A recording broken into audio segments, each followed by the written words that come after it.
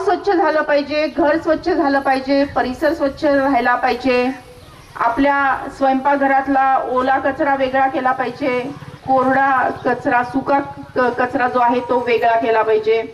जो सुका कचरा आहे म्हणजे भाजीपाल्याचा वगैरे त्याचा आपण परत खत वगैरे करू शकतो, पण प्लास्टिक वगैरे जे आहे त्याचं योग्य नियोजन करणं आवश्यक आहे।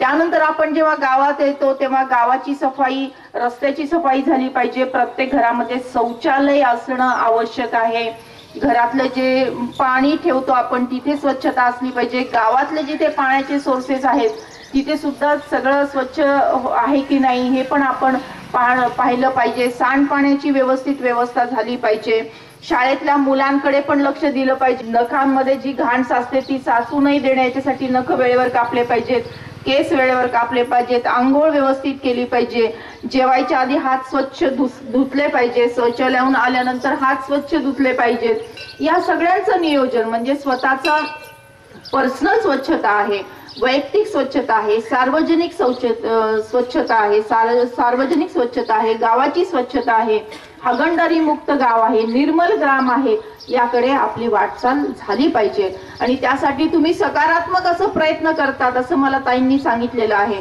आता शौचालय बांधण्याचं काम तुमच्याकडे चालू आहे आणि थोड्या दिवसात ते शौचालय बांधण्याचं काम पूर्ण होणार आहे, पण केवळ बांधून चालणार नाहीये, तर त्याचा वापर पण योग्य प्रकारे झाला पाहिजे, याच्याकडेही आपण लक्ष दिलं पाहिजे।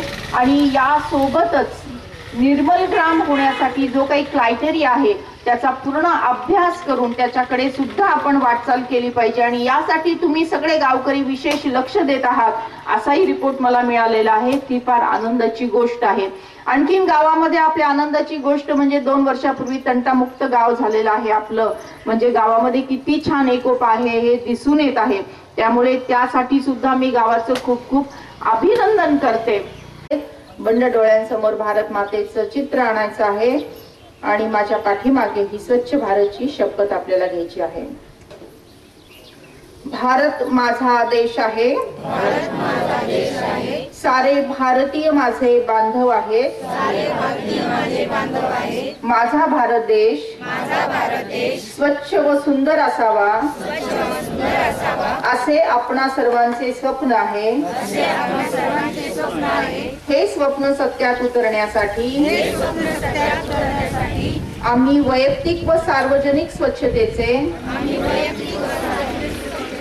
पालन करण्याविषयीची शपथ घेत आहोत। आपले घर अंगण परिसर, गाव तालुका जिल्हा, राज्य देश परदेश स्वच्छ स्वस्थ सुंदर